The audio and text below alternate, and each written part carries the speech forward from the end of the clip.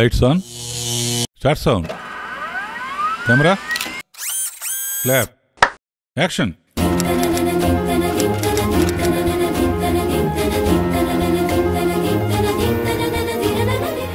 Om Namo Venkatesaya.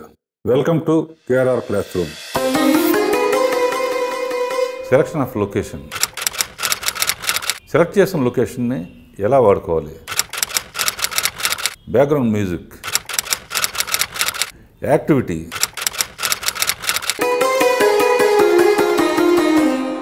ఇద్దరు ఒక important విషయం మాట్లాడుకుంటున్నప్పుడు డైరెక్ట్గా ఆయన అమ్మాయి చూసే మాట్లాడచ్చు. అలా కాకుండా మూమెంట్లో డైలాగ్ ఎందుకు చెప్పాడో, ఆ మూమెంట్ వల్ల మనం తీసుకున్న అడ్వాంటేజ్ ఏంటో ఒకసారి చూద్దాం. మీరు నన్ను పెళ్లి చేసుకోవాలి.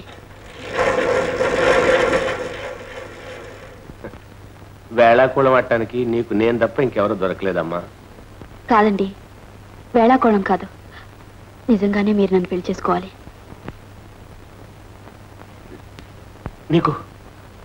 నీకేమైనా మతిపోయిందా?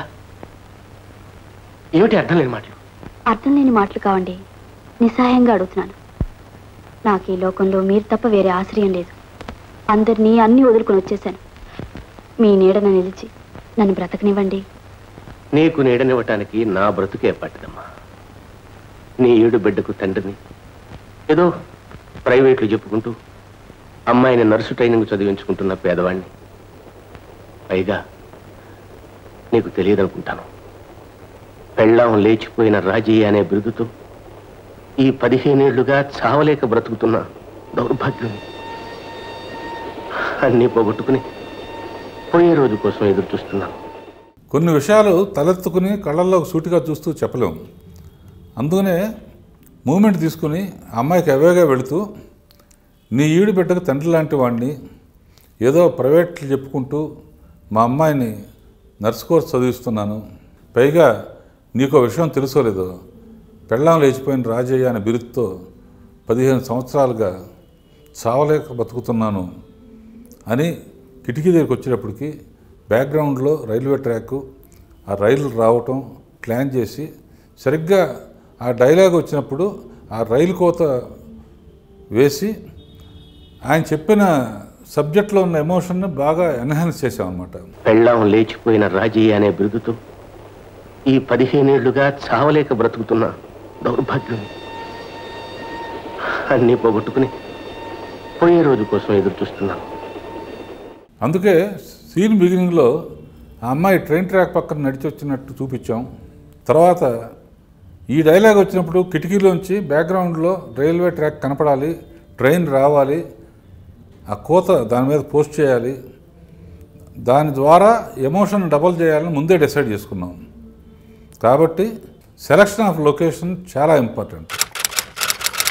ఈ దిక్కుమాలిన వాడిని నీలాంటి బంగారు బొమ్మ పెళ్లి చేసుకోవటం వద్దు. నీ బ్రతుకు నాశనం చేసుకోవద్దు. వెళ్ళు. ఆ అమ్మాయిని వెళ్ళిపోమన్నప్పుడు ఆ అమ్మాయి ఏడ్చింది, ఆ అమ్మాయిని చూపించకుండా ఆయన మీద పోస్ట్ చేసాం. ఆ తర్వాత ఆ అమ్మాయిని బాధపడటం చూపించాం. డైరెక్ట్గా క్లోజప్లో అమ్మాయి ఏడుస్తున్నట్టు చూపించకుండా మోకాళ్ళ మధ్య తలబెట్టుకుని బాధపడుతూ ఉంటే ఆ అమ్మాయి ఎంత బాధపడుతుందో అని ఆడియన్స్ ఓకే వదిలేస్తాం అన్నమాట. ఏమిటమ్మా, ఎందుకమ్మా ఏడుస్తున్నావు? ఊరుకమ్మా, ఊరుకో. దేవుడు సాక్షిగా చెప్తున్నాను, ఈ పెళ్లి వల్ల మీకే కష్టం కలగదు, నా వల్ల మీకే బాధ ఉండదు. కాదనకండి. కన్నవారిని కాదనుకుని గడప దాటి వచ్చిన అనాథ ఆశ్రయం ఇవ్వండి. అంతమయ్యే ఆడపిల్ల బ్రతుక్కి కాస్త అండగా ఉండండి. దిక్కులేని దీనురాలకు నీడనిచ్చి పెళ్లి పేరుతో నా ప్రాణాలు దక్కించండి. అంతేనండి, నేను కోరేదంతే. కాదు పొమ్మంటే మీ పాదాల దగ్గరే నా ప్రాణాలు వదిలేస్తాను. నన్ను కాపాడండి, నన్ను కాపాడండి.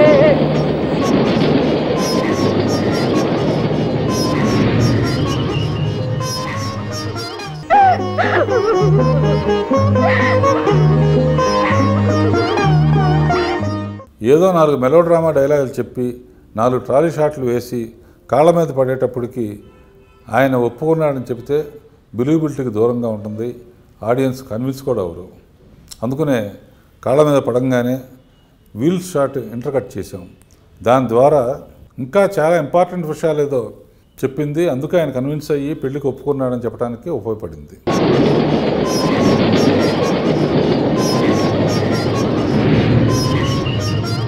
డైరెక్ట్గా క్లోజప్లో ఈ పెళ్లికి ఒప్పుకుంటున్నానని రాజీ అనకుండా నేను నీకు అండగా ఉంటానని చెప్పి సజెస్టివ్గా హ్యాండ్ తల మీద పెట్టినట్టు చూపించాం. అంతేకాకుండా ఇద్దరికి పెళ్లి చూపిస్తే బాగుండదు కనుక గుడి మీదే నాదస్వరం సౌండ్ వేసి పెళ్ళి అయిన ఫీలింగ్ ఇచ్చాం.